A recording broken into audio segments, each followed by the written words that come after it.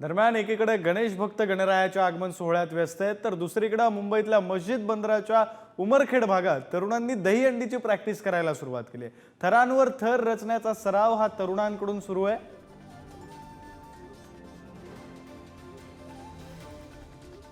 मुंबईत दहीहंडीचा उत्सव, दहीहंडीचा थरार हा मोठा असतो आणि त्याच पार्श्वभूमीवर आता दहीहंडीचा सराव, दहीहंडीची प्रॅक्टिस ही आता मुंबईतील दहीहंडी पथकांनी सुरू केलेली आहे। प्रतिनिधी निखिल चव्हाण आपल्यासोबत जोडले गेलेले आहेत, अधिकची बातचीत त्यांच्याशी करूया। निखिल, आपण पाहतोय खरं तर मुंबईमध्ये आता काही दिवसात गणेशोत्सवाला सुरुवात होईल, दहीहंडी अगदी तोंडावर येऊन ठेपलेली आहे।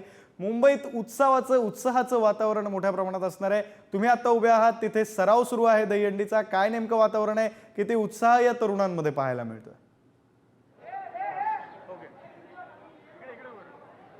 नक्कीच विक्रांत बरोबर आहे। दहीहंडी आहे ती 2 आठवड्यावरती येऊन टेपलेली असताना श्रावण महिना सुरू झाला की दहीहंडी झालं, रक्षाबंधन झालं आणि त्यासोबत गणेश उत्सव, या संपूर्णपणे जे उत्सव आहेत ते या ठिकाणी आहेत तोंडावरती असताना जल्लोष आहे तो आपल्याला पाहायला मिळतो। आणि त्यातच उमरखडीचा गोविंदा पथक आहे, यंग उमरखडी क्रीडा मंडळ गोविंदा पथक यांच्या माध्यमातून आता जो रविवारी आहे तो सराव या ठिकाणी सुरू आहे। आता त्यांनी 7 थर आहेत ते देखील लावलेले आहेत। जो दररोजचा जो सराव आहे तो आजपासून या ठिकाणी सुरू करण्यात आलेला आहे।